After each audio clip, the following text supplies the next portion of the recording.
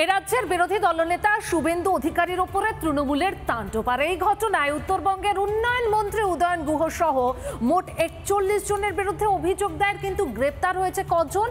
মাত্র ৭ জন। বাকিদের কবে গ্রেপ্তার করবে পুলিশ?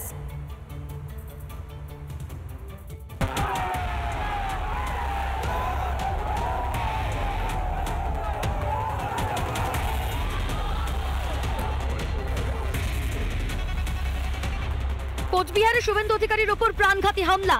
বিজেপির অভিযোগ, হামলার মূল হোতা উদয়ন গুহ।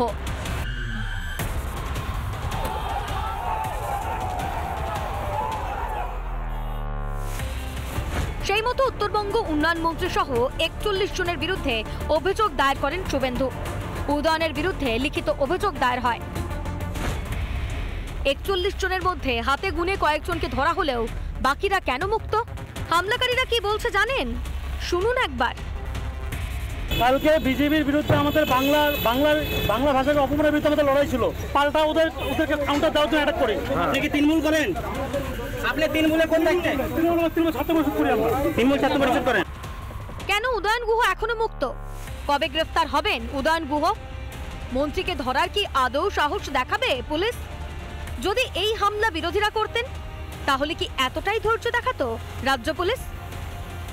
আর হামলা চালাতে দেওয়ার জন্য অযোগ্য পুলিশ কর্মচারী যারা আছে তাদের বিরুদ্ধেও কঠোর আইনানুগ ব্যবস্থা নিতে হবে। কারণ পুলিশের অযোগ্যতা এবং অপদার্থতার জন্য, পুলিশের এই হামলার সাথে মিলে থাকার জন্য এই হামলা সংগঠিত হয়েছে। রাজ্যের বিরোধী দলনেতাই সুরক্ষিত নন, তাহলে সাধারণের সুরক্ষা কোথায়?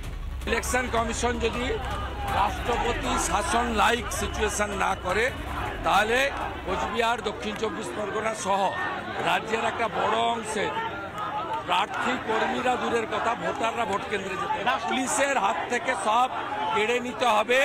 আর উদয়ন গুহদের মতো গুন্ডাদেরকে জেলে করতে হবে। শুভেন্দুর ওপর নির্লজ্জ হামলা হতেই জোর রাজনৈতিক তরজা। এই উদয়ন গুহকে আমি বলছি, পার্টিকে আমাকে দায়িত্ব দিক, কুচবিহারে কিভাবে উদয়ন গুহকে ঘরে ঢুকাতে হয় না কোথায় পাঠাতে হয় আমি দেখিয়ে দেবো। এরকম ভৌ ভৌ শুনতে তো এত বড় হয়ে গেলাম যে পার্থ ভৌমিকের ভয়ে প্যান্ট জামা নষ্ট করে ফেলে, সে এসে এখানে কুচবিহারে উদয়ন গুহর সাথে লড়াই করবে। হাতি ঘোড়া গেল তাল, কোথাকার অর্জুন বলে কত জল। প্রশ্ন হলো, আইন কি শুধুই আমজনতার জন্য? যাদের কাঁধে ক্ষমতা তাদের জন্য কি কোনো আইন নেই? শুভেন্দুর ওপর হামলা যদি সাধারণ ঘটনা হয়, তাহলে পরের টার্গেট কে?